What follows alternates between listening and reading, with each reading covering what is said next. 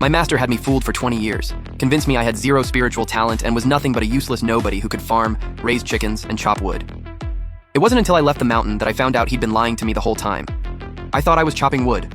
Turns out that axe was a god-tier divine weapon, and I'd been splitting open cracks in space.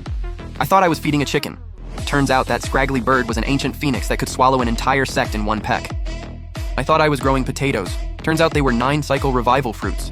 One bite could literally bring the dead back to life. But the wildest part? I thought I was swatting a mosquito, and somehow wiped out the demon lord.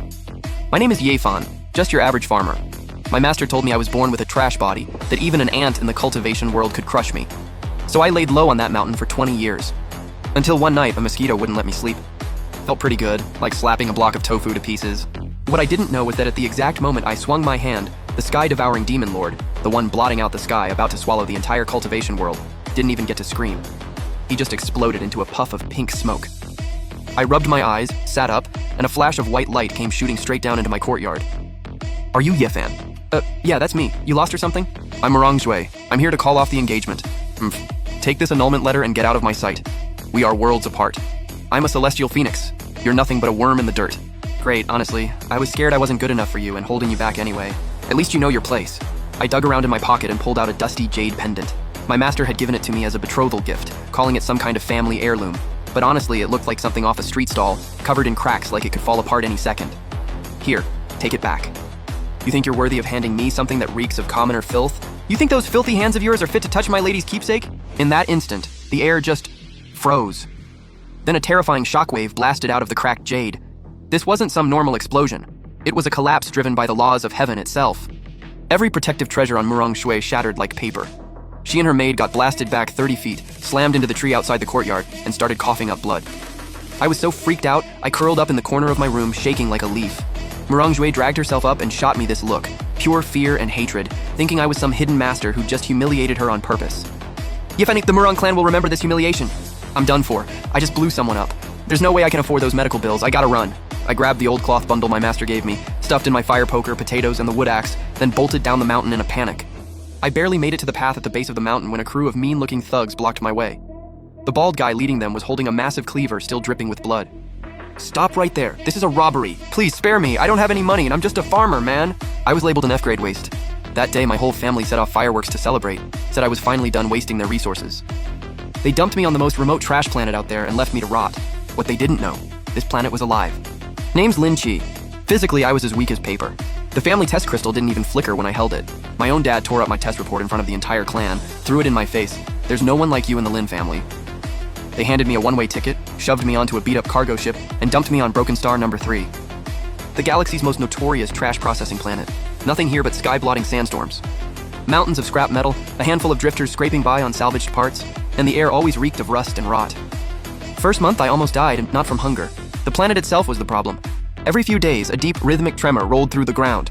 Those abandoned giant mechanical wrecks would sometimes glow faint green in the dead of night. The few old drifters around warned me, "Kid, don't go deep into the Rust Sea. That place eats people."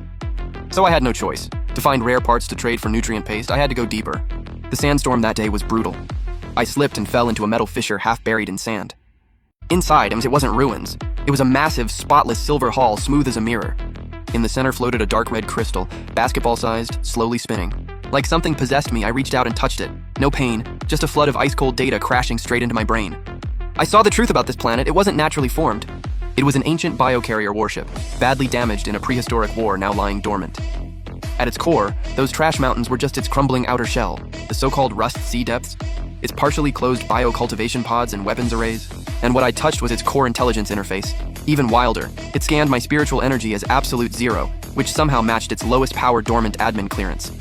Individual scan, spiritual energy level detected, does not meet minimum security threshold. Current carrier integrity, 7.3%. Bio support system critically damaged, defense systems offline, weapons systems missing. Then the red crystal pulled up a dialog box. A voice rang in my head, awaiting admin command. What's an F-grade nobody supposed to command? But my gut kicked in. First, kill this stupid sandstorm, I need out. The second I said it, a deep mechanical hum came from above. The fissure tore wide open on both sides. A few drifters spotted it from a distance and dropped to their knees, screaming, "A miracle!" I looked out. Every grain of sand within a 1-kilometer radius had been purified. I knew I'd either hit the jackpot or the biggest disaster of my life. I tried communicating. Repair yourself. What do I need to do? Resources required. Available in current environment. Scrap metal, organic debris. Basic nano disassembly and reassembly protocol can be initiated, pending admin authorization and a designated repair priority. My heart was racing. I pictured the Lin family's sky-high tower, all those faces that mocked me for being useless. A plan, bold, borderline insane, it started forming. Repair priority, stealth mobility module, plus minimal self-defense weapons. I paused.